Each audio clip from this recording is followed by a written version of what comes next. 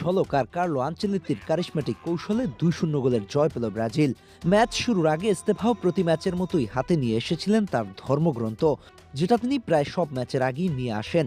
কারণ তিনি মনে করেন ধর্মীয় অনুশাসন মেনে চললে মানুষ তার জীবনে শৃঙ্খলা এবং সফলতার দেখা পায়।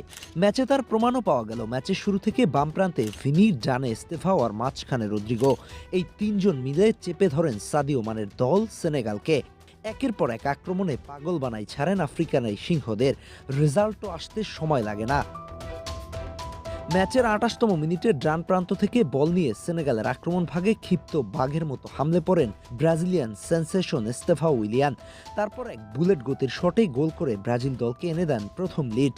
উল্লাসে ফেটে পড়ে এমিরেটস স্টেডিয়াম। এই তরুণ এস্তেভাও যেন জাদু ছড়াচ্ছেন। জাতীয় দলে অভিষেকের পর থেকে এখন পর্যন্ত করে ফেলেছেন ৪ গোল। এর মধ্যে লাস্ট ৩ ম্যাচে আছে ৩ গোল। আজকের ম্যাচেও তিনি যেন অপ্রতিরোধ্য হয়ে উঠেছেন।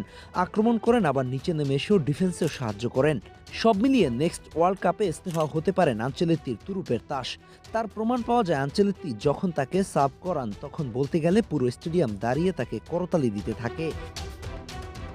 এই গোলের রেশ কাটতে না কাটতেই আবার গোল পায় ব্রাজিল। এবার দৃশ্যপটে হাজির দ্য ট্যাঙ্ক খ্যাত ক্যাসেমিরো। মানুষ তাকে বাতিল মাল বলেছিল। আনচেলত্তি যখন ব্রাজিলের দায়িত্ব নিয়ে তাকে ডেকে আনলেন দলে, তখন অনেকেই বলেছিলেন আনচেলত্তির স্বজনপ্রীতি করছেন।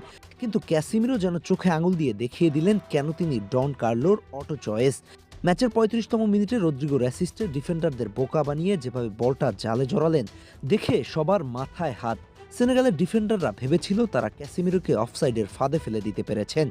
কিন্তু হায়, ঘুঘু দেখছো, ফাঁদ দেখুনি সেনেগাল। সেই ফাঁদে ফেলেই গোল আদায় করলেন ক্যাসিমিরো।